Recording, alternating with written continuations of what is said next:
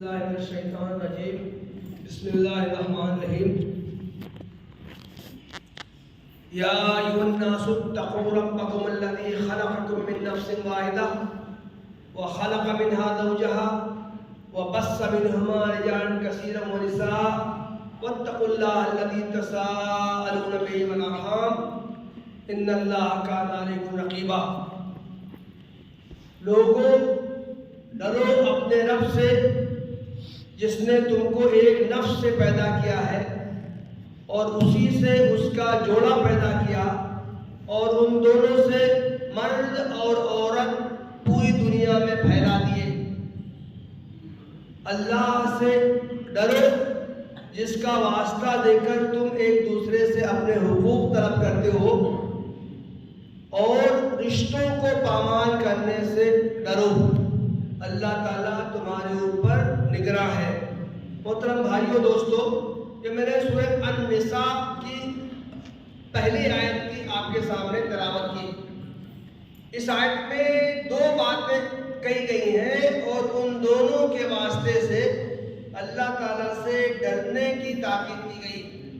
پہلی بات تو یہ کہی گئی ہے کہ اللہ تعالیٰ کی اپنے رب سے ڈرو، اس لیے کہ اس نے تم کو ایک نفس سے پیدا کیا ہے، اس سے اس کا جوڑا بنایا اور اس نے پوری دنیا میں مرد اور عورت پھیلا دیے۔ دوسری اہم بات جو کہی گئی ہے کہ اللہ سے ڈرو جس کا واسطہ دے کر تم آپس میں ایک دوسرے کے حقوق مانگتے ہو، جس کی وجہ سے تم پر ایک دوسرے کے حقوق عائد ہوتے ہیں، اور رشتوں کو پامال کرنے سے ڈرو۔ ارحام کا لفظ اس آیت میں آیا ہے۔ رحم کہتے ہیں یوٹرس کو، بچے دانی کو۔ اس آیت میں بتایا گیا ہے کہ ازدواجی رشتے کے نتیجے میں اللہ تعالیٰ کی جانب سے اولاد کی نعمت حاصل ہوتی ہے، بیٹے ہوتے ہیں، پوتے ہوتے ہیں، پر پوتے ہوتے ہیں، اسی طرح نسلیں پھیلتی ہیں، خاندان وجود میں آتے ہیں، سماج وجود میں آتا ہے۔ پھر آپس میں لوگوں کے جو تعلقات قائم ہوتے ہیں، آپس میں ایک دوسرے پر کیا حقوق عائد ہوتے ہیں، وہ اللہ تعالیٰ کے عطا کرتا ہے، اللہ تعالیٰ کے بیان کرتا ہے۔ اللہ تعالیٰ نے بیان کیا ہے کہ کس پر کس کا کیا حق عائد ہوتا ہے۔ ہمیں جو ایک دوسرے سے جو تعلقات کے نتیجے میں جو ذمہ داریاں عائد ہوتی ہیں، یہ محض سماجی کنٹیکٹ کی وجہ سے نہیں ہے، بلکہ یہ اس وجہ سے ہے کہ ان حقوق کی ادائیگی کی اللہ تعالیٰ نے تمہیں تاکید کی ہے۔ اس آیت میں خاص طور سے رشتوں کا خیال کرنے، رشتہ داروں کے جو حقوق عائد ہوتے ہیں ان کو ادا کرنے کی تاکید کی گئی ہے۔ اصطلاح میں اس کو صلہ رحمی کہتے ہیں۔ قرآن اور حدیث میں صلہ رحمی پر بہت زیادہ زور دیا گیا ہے۔ ایک جگہ اہل ایمان کے جو اوصاف بیان کیے گئے ہیں، ایمان لانے والوں میں فلاں فلاں اوصاف ہوتے ہیں جس کی وجہ سے وہ جنت کے مستحق بنتے ہیں۔ اس میں ایک بات یہ گئی کہ والذین یصلون ما امر اللہ بہ ان یوصل، وہ لوگ جو ان چیزوں کو جوڑنے کی کوشش کرتے ہیں جن کو جوڑنے کا اللہ تعالیٰ نے حکم دیا۔ اسی طرح قرآن مجید میں ان لوگوں کا تذکرہ کیا گیا ہے جن کا حشر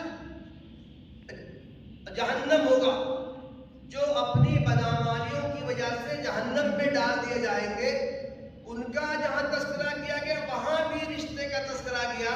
والذین یقطعون ما امر اللہ بہ ان یوصل، اور جو اللہ تعالیٰ نے جن رشتوں کو جوڑنے کا حکم دیا ہے ان کو وہ کاٹتے ہیں، ایسے لوگوں جہنم میں ڈالے جائیں گے۔ حدیث میں بھی صلہ رحمی کی بہت زیادہ تاکید کی گئی ہے۔ ایک حدیث میں تو ہے اللہ کے رسول صلی اللہ علیہ وسلم نے فرمایا الرحم معلقۃ بالعرش، رحم جو ہے، رشتہ جو ہے وہ عرش الہی کو تھام لے گا اور یہ کہے گا من وصلنی ومن قطعنی قطع اللہ، جس نے مجھ کو جوڑا ہے اللہ تعالیٰ بھی اس کو جوڑے گا، اور جس نے مجھ کو کاٹا ہے اللہ تعالیٰ بھی اس کو کاٹ کے پھینک دے گا۔ بلکہ ایک حدیث میں تو اللہ تعالیٰ کی طرف اس کو منسوب کیا گیا ہے، الرحیم شجنۃ من الرحمن، رحیم تو رحمان سے نکلا ہے۔ ہم جانتے ہیں کہ رحمان اللہ تعالیٰ کی ایک صفت ہے۔ حدیث قدسی میں کہا گیا ہے کہ رحیم کا لفظ رحمان سے نکلا ہے۔ قال اللہ من وصلها وصلته ومن قطعها قطعته، اللہ تعالیٰ یہ فرمائے گا کہ جس نے رشتوں کا خیال رکھا، ان کے حقوق ادا کیے، تو میں بھی اس کا خیال رکھوں گا، اور جس نے رشتے کو کاٹ دیا اس کو میں بھی کاٹ کے پھینک دوں گا۔ اللہ کے رسول صلی اللہ علیہ وسلم کی خدمت میں ایک شخص آیا، اس نے پوچھا کہ مجھے آپ بہترین اعمال بتا دیجئے، سب سے اچھے اعمال کیا ہیں وہ مجھے آپ بتا دیجئے۔ آپ نے چند چیزوں کا تذکرہ کیا۔ آپ نے پہلے فرمایا اللہ پر ایمان، اس کے بعد دوسری چیز جو آپ نے بیان کی ہے وہ صلۃ الارحام، رشتوں کو کی پاسداری کرنا، اور اسی حدیث میں آگے ہے وہ برے اعمال جن کی سزا اللہ تعالیٰ قیامت تک کے لیے نہیں ٹالتا ہے بلکہ دنیا ہی میں ان کی سزا دے دیتا ہے، وہ ہے قطیعۃ الارحام، رشتوں کو توڑنا، رشتوں کو پامال کرنا۔ آپ اندازہ کریں، اعمال کی سزا تو قیامت میں ملے گی، یہ دنیا تو امتحان گاہ ہے، لیکن رشتوں کو پامال کرنا اتنا بدترین عمل ہے کہ اللہ تعالیٰ اس کی سزا دینے کے لیے آخرت کا انتظار نہیں کرتا بلکہ دنیا ہی میں ایسے لوگوں کو سزا دے دیتا ہے جو رشتوں کا خیال نہیں رکھتے ہیں۔ محترم بھائیوں، رشتے میں حقیقی اور خونی رشتے بھی آتے ہیں اور رشتے میں سسرالی رشتے بھی آتے ہیں۔ وَهُوَ الَّذِي خَلَقَ مِنَ الْمَاءِ بَشَرًا فَجَعَلَهُ نَسَبًا وَصِهْرًا، اللہ تعالیٰ ہی ہے جس نے کہ انسان کو پانی سے پیدا کیا اور اس کے نسبی رشتے بھی بنائے اور سسرالی رشتے بھی بنائے۔ ہمارے درمیان نسبی اور خونی حقیقی رشتوں کا تو کچھ پاس و لحاظ رکھا جاتا ہے، لیکن سسرالی رشتے داروں کا کچھ زیادہ خیال نہیں رکھا جاتا ہے۔ شوہر نامدار بیوی کے سامنے اس کے ماں باپ کی برائی کرنا اپنا حق سمجھتے ہیں۔ تمہارے ماں باپ نے میرے ساتھ کیا کیا ہے، کیا لے کے آئی ہو، اور اس طرح کی بیوی کے ماں باپ کی خامیاں نکالنا، عیب نکالنا، برائی کرنا ایک عام معمول رہتا ہے۔ بیوی یہ سمجھتی ہے کہ سسرال والوں کی خدمت کرنا اس کی ذمہ داری نہیں ہے، ساس سسر کی خدمت کرنا اس کی ذمہ داری نہیں ہے۔ چنانچہ اگر ذرا سی بھی کھٹ پٹ ہوتی ہے تو بیوی کا پہلا مطالبہ یہی ہوتا ہے کہ میں تمہارے ماں باپ کے ساتھ نہیں رہ سکتی ہوں۔ شوہر یہ سوچے کہ جیسے میرے ماں باپ ہیں اسی طرح بیوی کے ماں باپ ہیں، ان سے میرا رشتہ ہے، اس لیے ان کا بھی خیال رکھنا، ان کا ذکر خیر کرنا، ان کے ساتھ حسن سلوک کرنا میرا فرض ہے۔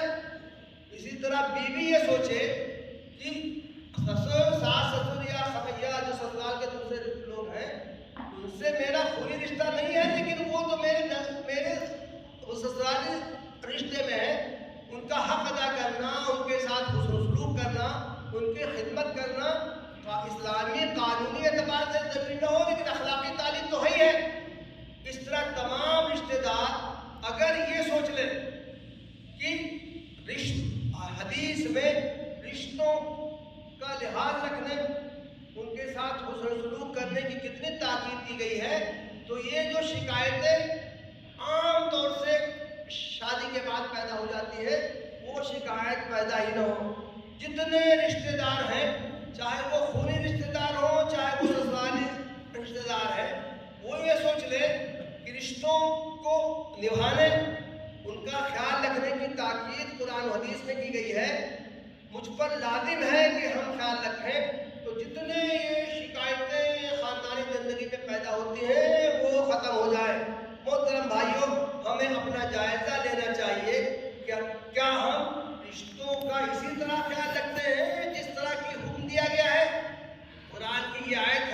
تنبیہ کرتی ہے.